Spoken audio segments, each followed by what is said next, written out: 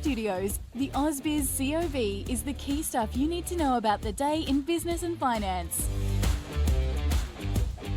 Hi there, welcome to the COB. I'm Nadine Blaney. It's a lovely day to be here with you. We've had the Reserve Bank out, as you just heard, the Governor Michelle Bullock speaking. And in light of that, we did actually see our local market narrow some of its losses. Here's a look at the COB Australia Index. Looks like it's just poked its head into positive territory. Not so just yet for the S&P ASX 200, but the last of the day's trades are going through week to date. So I know we're only Tuesday, but up by 1.25%. Bit more of a mixed picture, though, around the Asian region today, I've got to say. So, yeah, we had that sugar hit from potential peace in the Middle East really coming through yesterday. But today, the Hang Seng, at least as we record this podcast and come to you live on ausbiz.com.au, is into negative territory. And, yeah, just a bit of a mixed picture with U.S. futures as well, looking mildly negative at this time. So again, plenty of water to go under the bridge before we get to the US session. Let's take a look at the key themes of today, and that is a unanimous hold coming from the Reserve Bank Board. Still concerned about inflation, still not ruling out the prospect of further interest rate hikes, but saying they do want to wait to see the impact of the hikes that have already come through. So the rate sitting at 4.35%. As I mentioned, we did see some cautious gains here around the region, and we did see an improvement in our market in the wake of that unanimous hold by the RBA, but still just a bit more of a cautious tone in markets. There's a lot of detail that has not yet come to light about this potential peace deal in the Middle East, and we know that Iran is saying that it must include Lebanon. And so that is highly dependent on what happens on Israel. Not only that, but don't forget, it will take months before things get back to normal in the Strait of Hormuz. Also, I think it's worthwhile mentioning that we did see the Bank of Japan hike rates today, bringing interest rates to where they've not sat since 1995. I remember 1995. I was very, very, very young. Kidding. Anyways, we also have the US Fed this week, so that is going to be a large determinant of what happens in sentiment toward the end of the week. So still plenty to come after the RBA is under our belts. Let's take a look at some of these sectors. One of the sectors not performing really well. South 32 down by 4.8% to $4.27. MinRes as well, off $70.78. Big miners weighing on the market overall as well. Now, when it comes to some of these sectors where there was a little bit more life, look no further than energy. So again, really heavily sold off yesterday. And so a little bit of opportunistic buying today. Karoon, though, well, we'll get to the news in just a moment, down by 12% to $1.64. Bit more of a mixed picture, as you can see here in the tech space. Life 360 was actually named by a fund manager at a Morgan Stanley conference as being a pick going forward. Big falls, though, for WiseTech Global, off by 4.5% to $36.89. We'll go through two pages in the retail space. Look, Wesfarmers, JB Hi-Fi, Harvey Norman, all in negative territory, although a few gains being made for Lovisa, Super Retail. And of course, the market is keeping its eye on Accent Group. Its board telling investors to take no action on that unsolicited takeover bid that came from one of its biggest shareholders, Fraser. But Temple & Webster, interestingly, up by 3.5% to $5.58. I mentioned Karoon slumping 12%. It has downgraded its production forecast. Southern Cross Electrical Engineering going gangbusters, up by more than 20% after raising $150 million from an Insto placement, cashed up and ready to go shopping further, I guess. IFM Investors increasing its stake in Atlas Arteria to close to 40%, continues with that takeover of the toll road operator. Atlas again telling investors to reject IFM's takeover bid. And Centria Industrial REIT has outlined a data center expansion strategy across multiple Australian sites. Shares, though, still down by 0.7% to $3.03. It's the stock of the day. We'll get there in just a moment. I'd like to get a bigger picture view for now from George Baboris. He is joining us from Melbourne from K2 Asset Management. George, nice to see you. Do you reckon we have hit peak rates, or do you take the RBA at its word that inflation is still the main game in town? Yeah, inflation is the main game in town. For anybody out there that's ever looked at a basic macroeconomic book or understands just the most basics of economics will understand that there needs to be a tightening bias, a higher rate environment for a little bit longer to be dealing with the inflation risks embedded in our economy right across the board. Nobody's really speaking that with such clarity about that for obvious reasons. The RBA governor and the new committee, it's effectively reporting to the treasurer, so they're really going to be careful in how they word all of this. And it's amplified by the RBA economists and the Federal Treasury economists having the most diverse forward GDP forecasts and divergence I've seen in a generation there. So we have got something that no one wants to address, and the inflation concern is real. Nominal and real rates, unfortunately, need to go higher. And the quicker they get to that, which they won't because there's going to be a very difficult environment for them to do it, but the quicker they get to a higher nominal cash rate, around 5% as an example, is the quicker they can start cutting rates in 2027. And that's escaping a lot of people because they just see the short-term pain, and for some reason they want to see this economy that is going sideways, and it's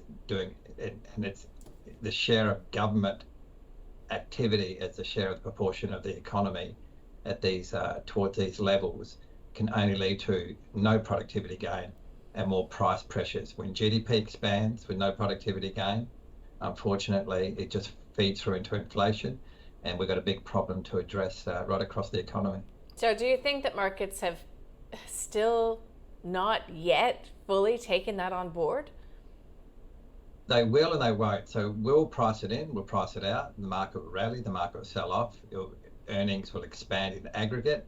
They'll expand in aggregate at a slower pace because of these issues. And then at the same time, we've got to reconcile the logic of both small businesses have been decimated in Australia. There's no denying that. Small cap sector is reflecting that into its second decade of underperformance. Small businesses in the NAB survey reinforcing the challenges they have. And then you've got consumer sentiment, the Westpac Melbourne Institute Index. It's as good as it gets, long history from the early 70s, and that's towards those 50-year lows. So the sentiment is real from business and from the consumer and the household. And that's because of the issues with inflation, what it does. But aggregate earnings will hold up. So effectively, people will be just concentrating that top 100 or that top 50 sort of space.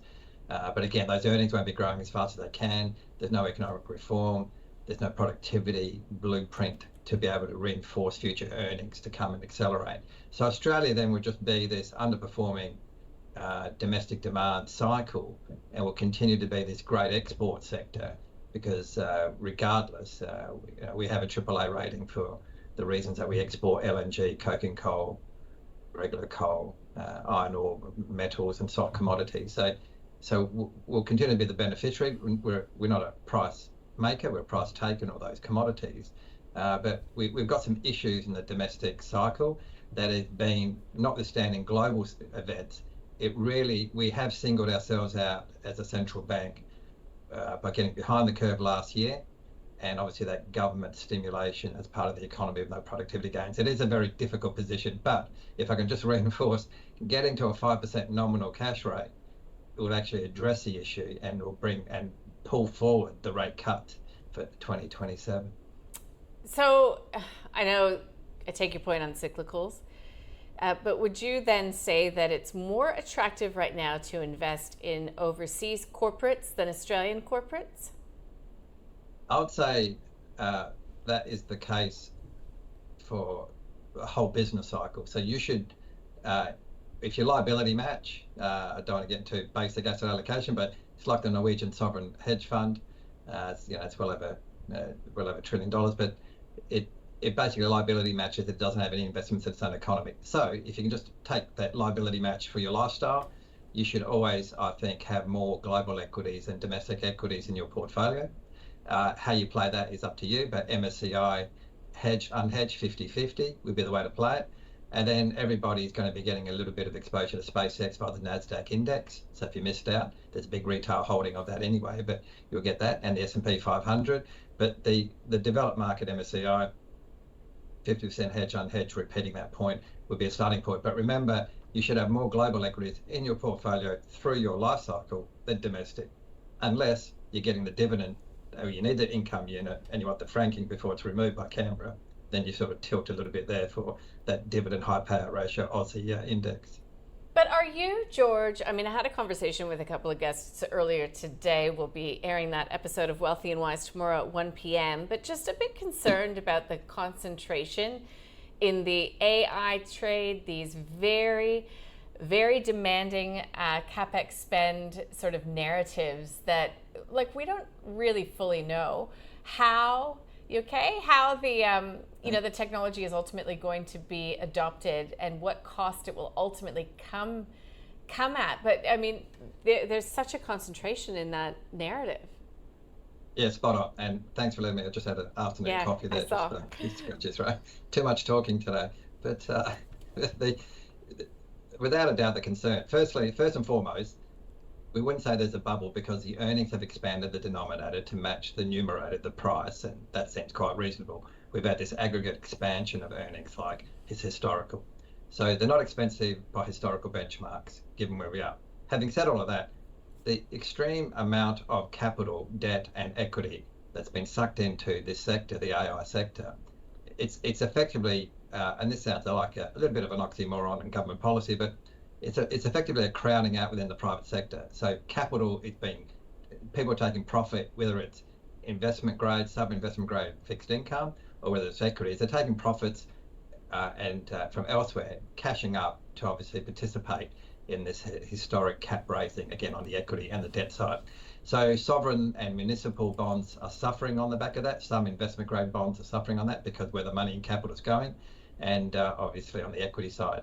So that would be the concern I'd have. But at the same time, this is without a doubt a historical moment to see so much capital being put aside to be driving a faster output of CPU outcomes to get more satellites out there at a faster rate, to obviously be something that is very difficult to reconcile the logic, but the game changer of what these opportunities will be once you have data centers that are obviously off the landmass and orbiting around Earth. I mean, it's crazy to be speaking like that, but that's effectively the opportunities and the savings are there.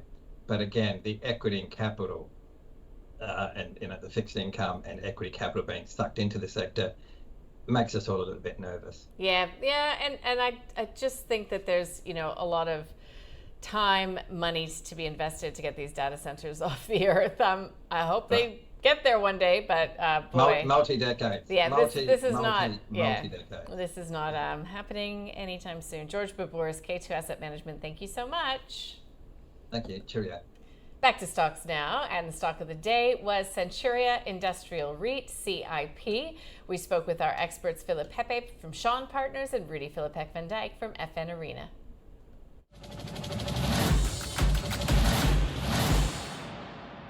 The whole AI story is broadening. It moves beyond the companies that we traditionally put in that basket, and it's now going to more and more other companies outside of the circle of Goodman Group, NextDC, and the likes. It's probably very telling. Centuria, of course, is not the only one, but it's probably the first one as a non-traditionally exposed AI REIT. They're obviously now, I mean, you see it also with contractors and engineering companies.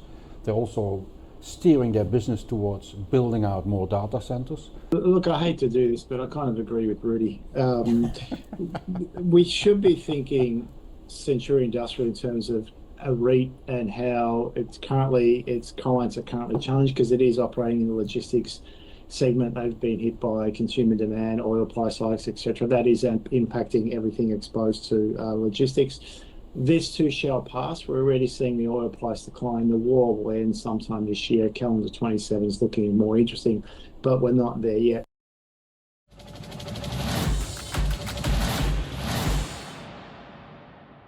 Some of the leaders today, and this is in percentage terms, don't forget Predictive Discovery, up by 6.25% to 94 cents per share. Not on the 200. I'll have to figure out where the team is getting these ones. Catalyst Metals is the best performer, up by 7%. Tuas, Alkine, Life 360, and Temple and Webster. All right, let's flip the page, see what did not perform today. We already talked about Karoon, X giving back some of its gains from earlier in the week. Liontown Resources, Alcoa, and PLS down by 5.5%. Small end of the market, Fortify is up by 22% to 95 cents per share. And on the flip side, we've got Vitrify Life Sciences off by close to 13% to $3.01. So what's happening tonight? Well, we get U.S. import prices. That's for the month of May. We get building permits as well for the month of May. Interesting, the day started with an interview by Zach Riaz from Banyan Tree Investments. And he's talking up James Hardie in the United States as we potentially see a macro turn there in the housing market. Tomorrow, we do have an AGM being held by Block. We get the Melbourne Institute leading index, and we get the Japanese trade balance. So that is expected to swing into a deficit. And of course, it comes hot on the heels of that hike coming through from the Bank of Japan. Okay, let's do this thing. Let's check in on how the market finished. Mildly positive for the COB Australia Index. You can thank the banks in large part for that. The gold miner as well is looking good. Woodside putting on 1%. When it comes to the S&P ASX 200, look, it too managed to just finish into positive territory, up by less than 0.1%, but still there is green on my screen, 8,918. So that little uptick came in the wake of that decision, unanimous decision by the RBA to hold. Although I was just reading a headline from a note coming from the Dr. Shane Oliver from AMP, and his team reckons that there are still more hikes coming. U.S. futures are into negative territory, and of course we are keeping a very wary eye on anything coming from the Middle East. We want peace, but the details are few and far between when it comes to this ceasefire agreement. Asian markets just acting a little cautiously with that lack of detail. That's the day on AusBiz Today. If you've missed anything, please do catch up, ausbiz.com.au. Otherwise, we'll see you tomorrow.